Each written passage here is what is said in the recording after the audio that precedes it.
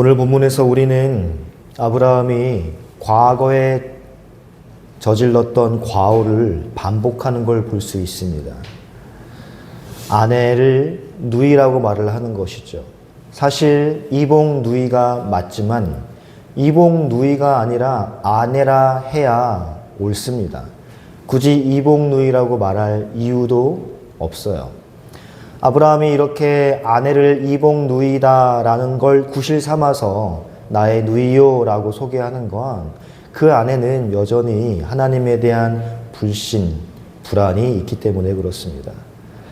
아브라함이 저지른 첫 번째 실수는 롯이 안목의 정욕을 따라서 최후의 보루인 소아를 선택한 것과 마찬가지로 아브라함이 세상의 풍요를 쫓아 이사한 것이 아브라함의 첫 번째 실수입니다.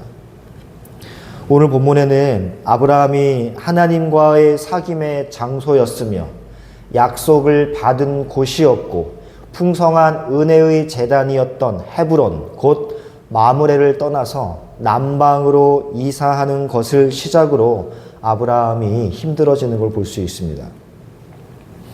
아브라함이 남방으로 이사한 이유는 남방은 애굽으로 내려가는 길목이기 때문에 그래요. 애굽은 아시다시피 풍요의 땅인 세상을 상징하는 나라이죠. 아브라함이 남방으로 내려가서 거한 땅은 오늘 본문의 배경이 되는 그랄입니다. 그랄이라는 의미는 거처라는 뜻으로 문자 그대로 거처하기에 매우 좋은 땅이에요. 아브라함이 마므레에서 소돔과 고모라의 멸망을 지켜본 뒤 아마도 충격을 받았던 것 같아요.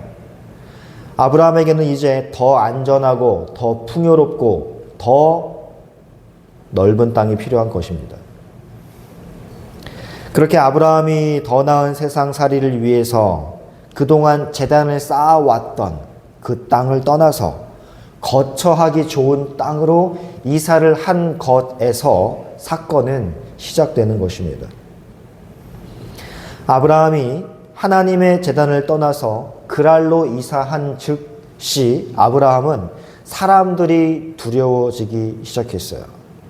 가나안 땅이나 헤브론 마므레나 그랄이나 하나님을 두려워하지 않는 사람들이 거하는 건 매한가지입니다. 그런데 항상 존재해왔던 그 위협이 그랄 땅에서는 유독 더 돋보여 다가왔던 것이죠. 창세기 20장 11절을 보겠습니다. 함께 읽어봅니다. 시작. 아브라함이 이르되 이곳에서는 하나님을 두려워함이 없으니 내 아내로 말미암아 사람들이 나를 죽일까 생각하였음이요. 하나님을 두려워하지 않는 사람은 어디나 산재해 있습니다. 아브라함의 주변은 늘 우상 숭배자로 가득했어요. 그런데 유독 그랄에 와서는 이게 더 체감으로 다가왔던 것이죠. 아브라함은 지금까지 자신을 이끌어 오신 전능하신 하나님의 오른팔보다 세상 사람들의 위협과 세상 왕의 칼이 더 들어왔던 것입니다. 하나님을 전적으로 의지하지 못하고 세상을 두려워하는 사람은 자신의 꾀와 자신의 힘으로 그 두려움을 극복하려고 시도하는 것이죠. 사실 우리가 바닷물에 빠졌을 때 생존 수영이라고 하죠. 내 모든 힘을 다 빼고 그 바닷물에 내 몸을 맡기고 있으면 저절로 뜨는 법인데 그 순간 어떻게 해보려고 몸부림을 치는 순간 더 깊은 바다로 빠져드는 것입니다. 아브라함도 마찬가지예요.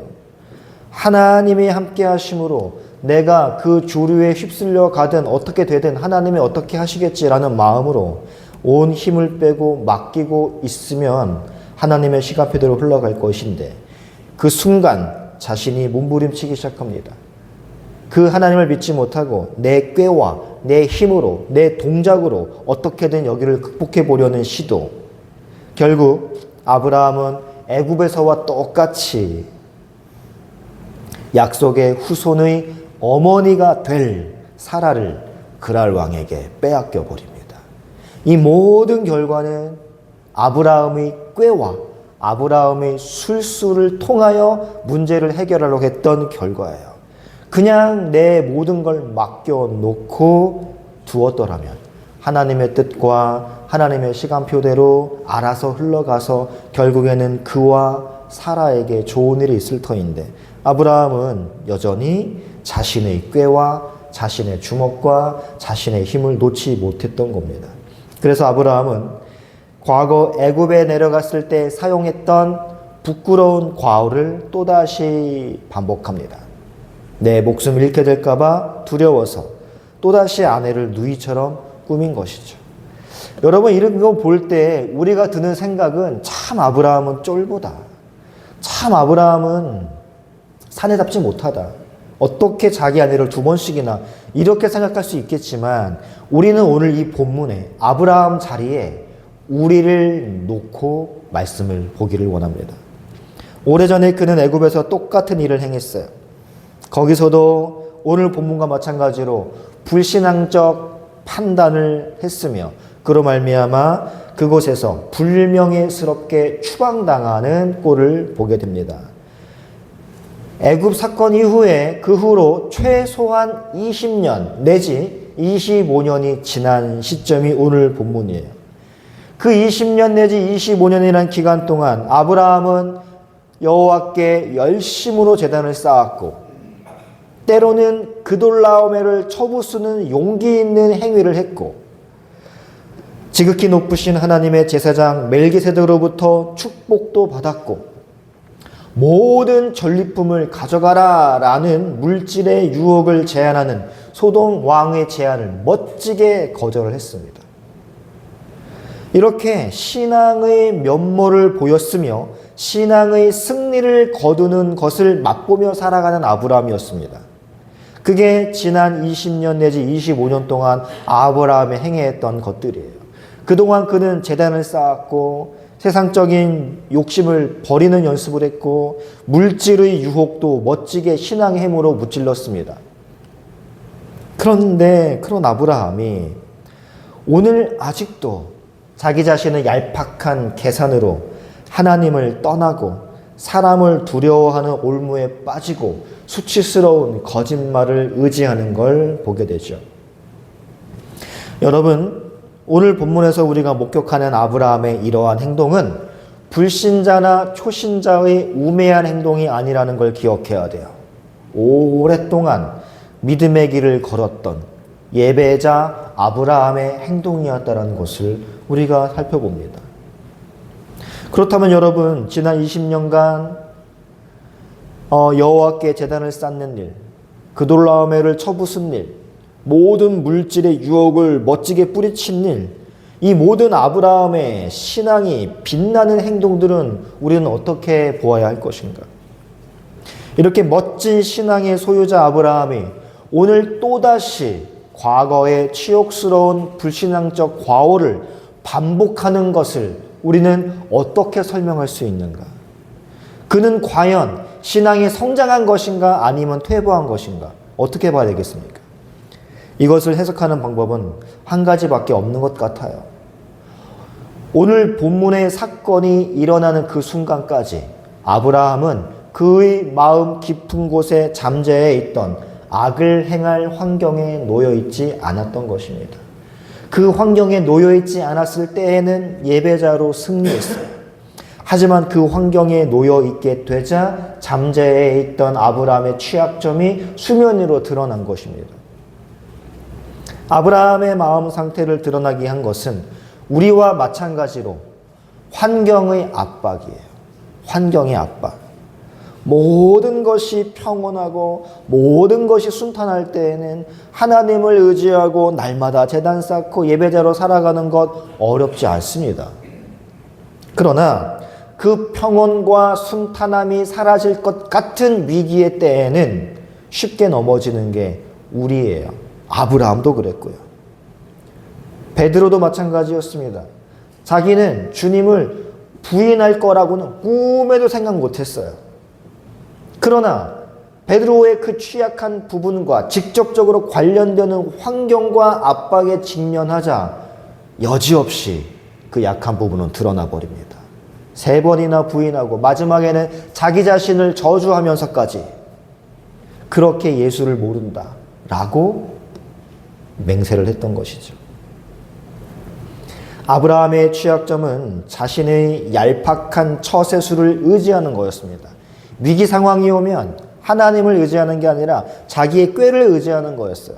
그런데 그러한 위기 상황이 20년 내지 25년 동안 없으니까 열정적인 예배자, 순전한 예배자, 신앙의 힘으로 물질을 이기는 자, 이러한 모습이 비춰질 수밖에 없었던 것이죠. 하지만 아브라함은 적절한 환경이 되면 자신의 얄팍한 처세술을 의지했습니다. 그래서 애굽에서도 자신의 꾀를 동원하여 아내를 누이라고 했고 하갈을 통하여 아들을 얻으려는 시도를 했던 것입니다. 주의할 것은 우리가 이런 아브라함을 바라볼 때 결코 바리새적 태도로 아브라함을 바라봐서는 안 돼요. 도리어 이 아브라함의 모습을 통해 우리를 돌아봐야 됩니다. 아브라함은 단지 오늘 본문에서 우리 모두에게 공통적으로 존재하는 그 취약함을 실증하는 것일 뿐이기 때문에 그래요. 아브라함과 마찬가지로 우리는 일상의 실제적인 삶의 문제들에서 얼마나 자주 하나님을 의지하기보다 우리의 지혜와 우리의 잔재주와 우리의 얄팍한 술수와 꾀를 더 많이 의지합니까?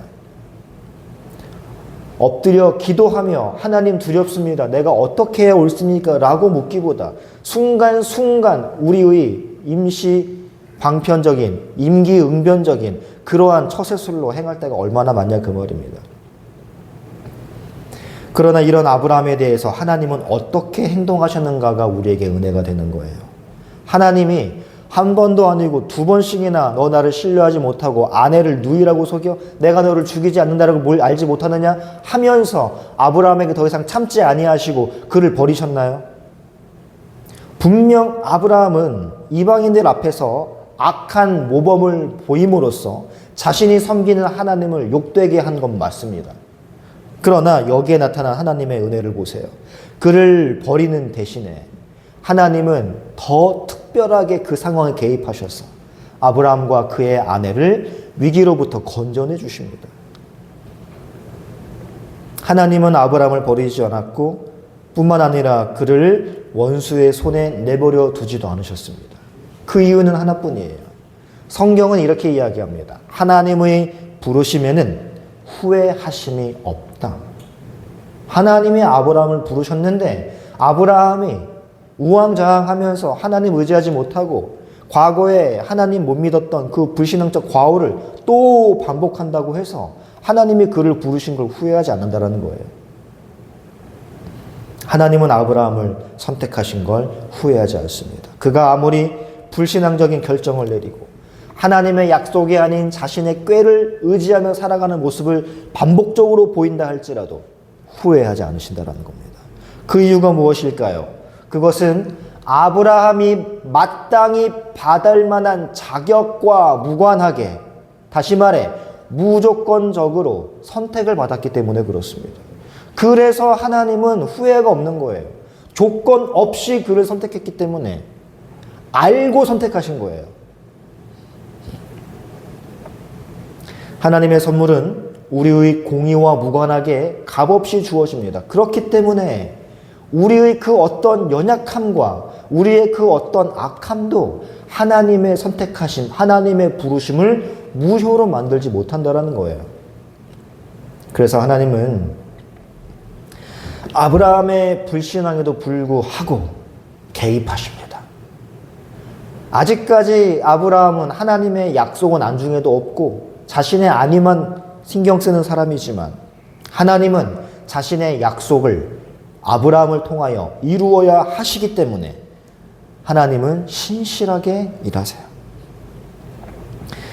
사실 아비멜렉은 블레셋 사람이고 이교도입니다. 그는 사라가 이스라엘 민족의 어머니가 될 자로 하나님의 선택을 받았다는 걸 알지 못하는 사람이에요. 그녀로부터 구원자 메시아가 올 것이라는 걸 알 수 없는 사람입니다. 지금 겉으로 나타나는 상황은 사라가 빼앗겨서 약속의 자손이 아닌 이교도의 아이를 잉태하는, 즉 하나님의 약속과 하나님의 계획이 무산될 위기에 처한 것처럼 보입니다. 하지만 하나님이 철저히 개입하셔서 자신의 약속을 이루어 가시죠. 아브라함의 꿈에 나타나서 그가 사라를 범하지 못하도록 협박과 경고를 하십니다. 오늘 본문을 읽으면서 우리가 빠지지 말아야 할 오류는, 하나님의 부르심을 입은 자들은, 하나님의 은혜를 입은 자들은 저렇게 어떠한 실수를 반복해도 결국에는 용서받는구나, 결국에는 구원받는구나 하며 방종을 조장하는 부분이 아니라는 것을 우리가 기억해야 돼요. 그게 아니라 하나님은 그토록 보잘것없고 불가능한 자들에게 은혜로 반복적으로 계속해서 찾아오셔서 오직 당신의 능력과 당신의 지혜와 당신의 사랑으로 그들을 건져내시는 분이라는 걸 오늘 우리에게 보여주는 겁니다. 자, 여러분 오늘 본문을 잘 보십시오. 잘못은 아비멜렉은 없어요. 아비멜렉은 정말 깨끗한 손으로 행동한 겁니다. 누이구나. 그러면 나랑 결혼해도 되겠구나. 잘못은 아비멜렉이 아니라 아브라함이에요. 시종일관 속였습니다. 그런데 하나님은 누구 편을 들어주십니까? 아브라함 편을 들어주세요. 혼나야 할 건 아브라함인데 도리어 아비멜렉이 협박을 받고 있단 말입니다. 아비멜렉은 그의 말대로 온전한 마음과 깨끗한 손으로 행하는 자였습니다. 그리고 자기가 아브라함의 거짓말에 속아서 뭔가 잘못하고 있구나라는 걸 깨달았을 때 그는 아침에 눈 뜨자마자 그 일을 바로잡는 매우 도덕적인 사람이었어요. 아브라함에게 네가 합당치 않은 일을 내게 행하였도다라고 나무라는 아브라함보다는 훨씬 나은 사람이란 말입니다. 그렇다면 여러분, 하나님께서 이참에 늘 불신과 늘 불성실함으로 하나님을 대했던 아브라함을 제껴버리시고 차라리 도덕적인 깨끗한 아비멜렉을 다시 선택하셔서 다시금 구원의 역사를 이끌어 가시는 게 훨씬 낫지 않을까? 이런 생각을 우리 가끔 해보죠. 그런데 하나님은 그러한 아브라함을 뭐라고 말씀하시냐면 이는 나의 선지자다. 내 선지자 아브라함이 기도해 주어야 아비멜렉 네가 살 것이다 라고 말씀을 하십니다. 여러분, 지금 버려도 시원찮을 판에 아브라함을 향하여서 이는 나의 선지자다라고 말씀하신다니까요.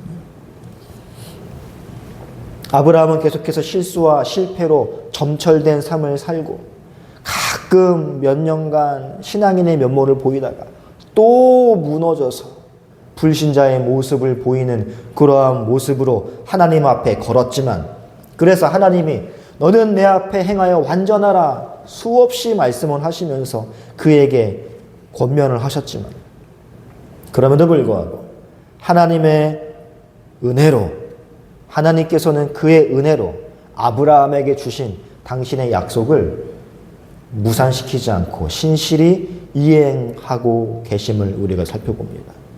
고의로 범죄하지 않고 도덕적으로 깨끗한 아비멜렉에는 하나님이 나타나셔서 협박과 경고를 하시지만, 아브라함은 자기의 죄로 심판을 받는 게 아니라 하나님의 약속하신 명년에 태어날 약속의 자녀 이삭 때문에 은혜를 입는 거예요. 그게 여러분 구원의 속성인 것입니다. 오늘 아브라함이 반복적인 실수가 창세기에 기록된 이유는 그 구원과 은혜의 속성을 강조하기 위함이에요.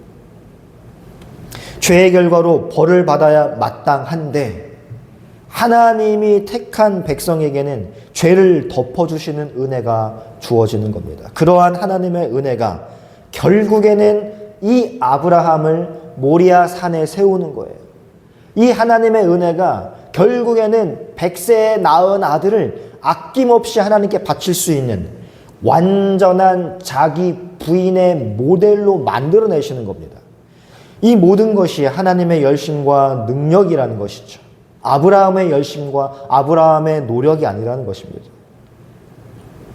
객관적으로 바라볼 때 버림받아 마땅한 아브라함이지만 하나님의 부르심에는 후회하심이 없기 때문에 그를 끝까지 하나님이 원하시는 분량의 신앙인으로 만들어내고야 마시는 모습을 우리가 아브라함의 생애를 통해 볼 수 있는 것이죠. 마찬가지로 하나님의 온 관심이 아브라함에게만 있는 것처럼 오늘날 하나님의 온 관심은 교회인 저와 여러분에게만 있습니다.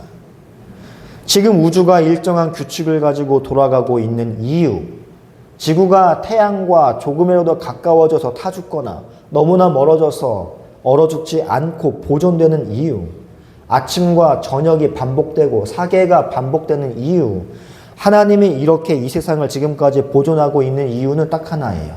교회를 위함입니다. 교회, 영적인 교회를 구성할 그 마지막 막내가 구원받을 때까지는 이 세상은 보존되어야 돼요. 하나님은 이 교회를 위해 심지어 자신의 독생자 예수까지 아낌없이 내어주셨습니다. 그분께서 우리를 위하여 죽었다가 다시 살아나신 것은 우리가 우리의 소원을 이루기 위해 하나님을, 성자를, 성령을 머슴처럼 불렀다가 보냈다가 하라는 게 아니라 우리가 살아도 주를 위해 살고 죽어도 주를 위해 죽게 하시기 위해 그렇게 하신 거예요.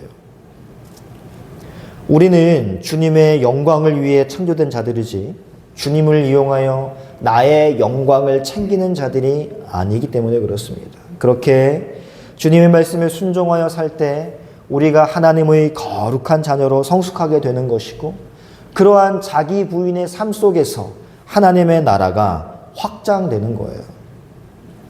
그렇게 모리아 산의 아브라함, 자기 부인의 모델, 온전히 하나님을 전적으로 신뢰하는 그 아브라함으로 만들어내시기 위해 하나님은 애굽에서는 바로를 통해 그랄에서는 아비멜렉을 통해 여전히 고쳐지지 않은 그 아브라함의 취약한 점들이 드러나게 하시고 하나님의 개입하심을 경험하게 하셔서 그의 믿음을 차츰차츰 신학으로 성장시켜 갔던 것입니다.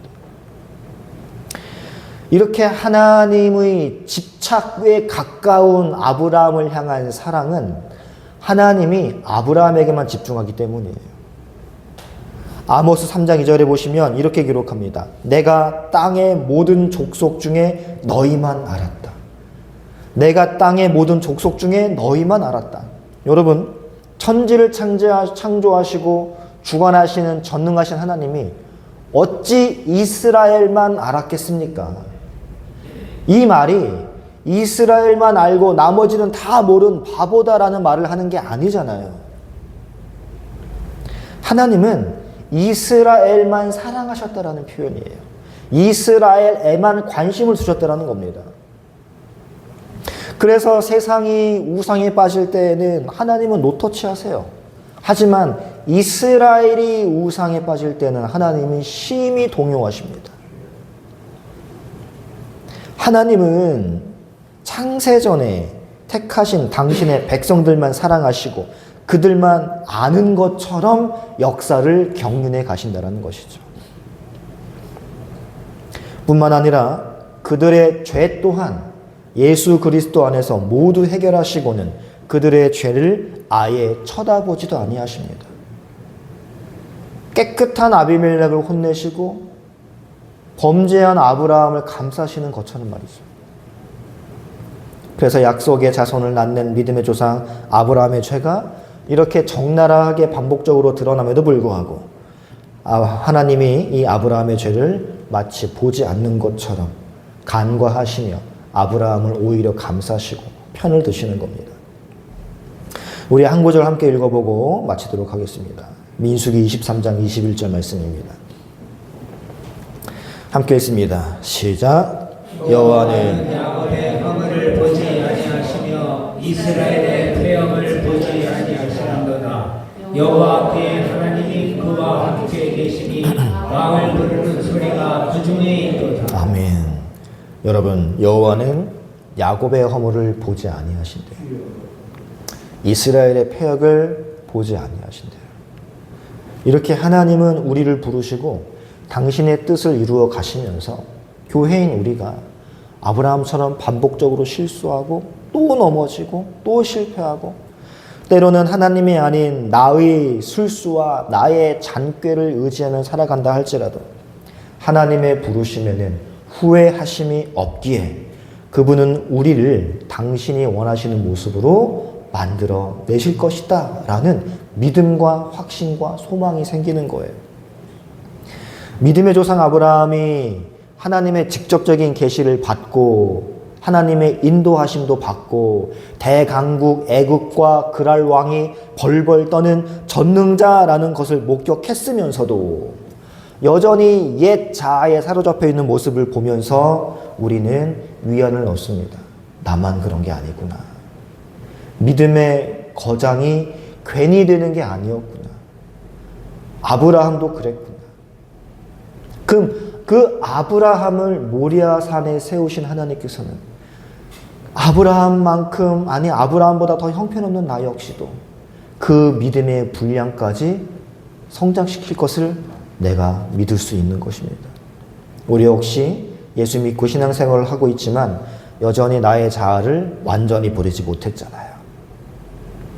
여전히 예습성을 고집하며 살아가고 있잖아요. 그래서 우리가 생각하기에는 옛날에 내가 버린 줄 알았던 그 혈기가 나오고 옛날에 버린 줄 알았던 그 미움이 나오고 사라진 것 같은 내 옛 자아가 불쑥불쑥 나올 때마다 나는 가능성이 없구나 라며 좌절할 때 우리는 아브라함을 바라보면서 그 좌절이 소망으로 바뀌어야 되는 것입니다. 변할 것 같지 않았던 아브라함을 하나님만을 전적으로 신뢰하는 그러한 자로 세우셨듯이 우리 역시 하나님이 하나님의 열심으로 그리스도의 장성한 분량까지 자라게 하실 것입니다.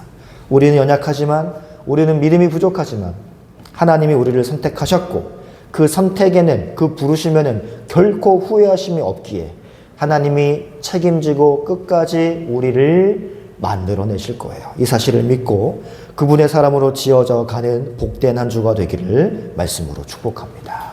우리 찬양하고 함께 기도하겠습니다.